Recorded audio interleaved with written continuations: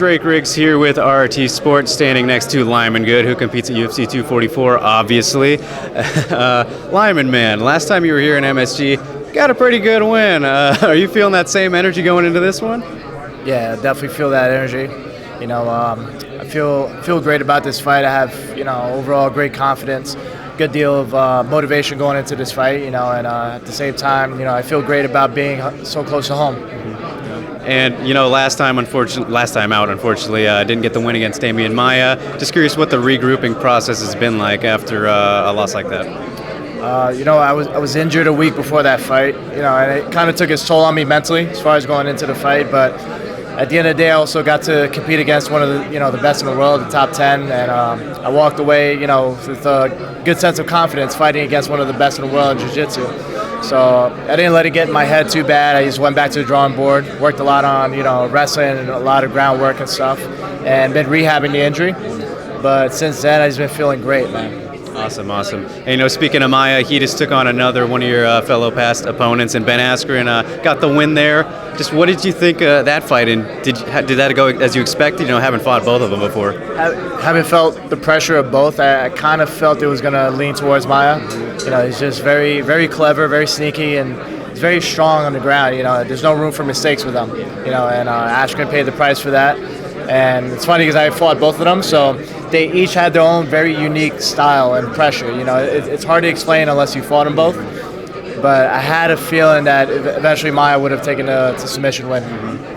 And, Askren's in a weird spot now. Assuming you get a win here this weekend, I'm sure you'd like a rematch with him if the opportunity presents itself.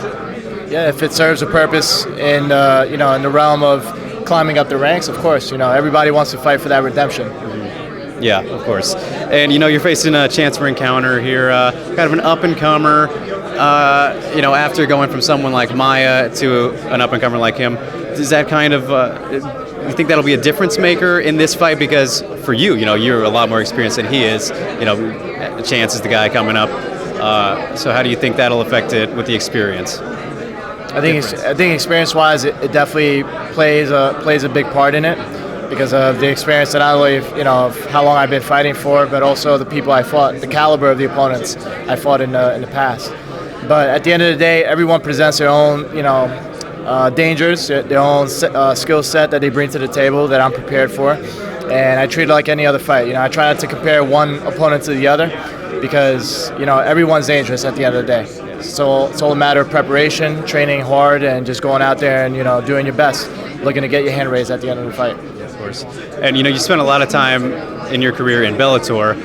Back in the day when they were doing tournaments like exclusively, they've recently brought back tournaments.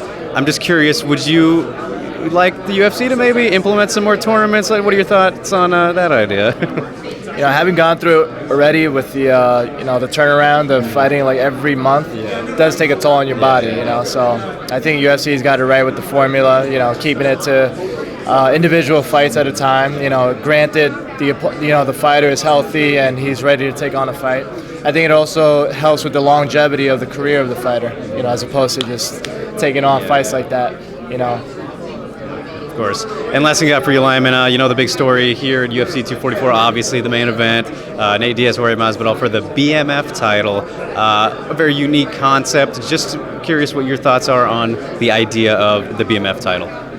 To be honest, I have no thoughts about it.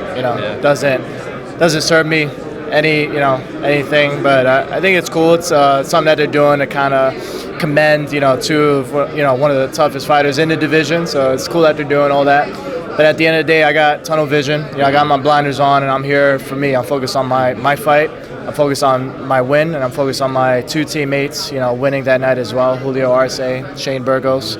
And I'm looking to get the job done and sit back and enjoy the rest of the night, because it's an amazing card and a lot of great fights that night. Yeah, of course. And you just mentioned it right there, your two teammates. Do you kind of like, or does it feel better training with teammates who are competing on the same night as you? How is that different, when they're not in camp? It brings a lot of energy, to the table. We got each other to back each other up. We pick each other's heads up during training camp, especially during the hard days, which we all get. But we're here to root each other. There's definitely a brotherhood that we all have, and we embrace that going into the fights. and we just have excitement for one another. But I think we all, because we've done this before in the past. I think because we've done this in the past before, we're kind of used to it already. We know the roles that we play. We know we focus on our fights and we don't focus on each other's energy. And we go out there and we do our jobs individually. Yeah, awesome. Thanks so much, Lyman. Best of luck, man. Thank you so much. Yeah.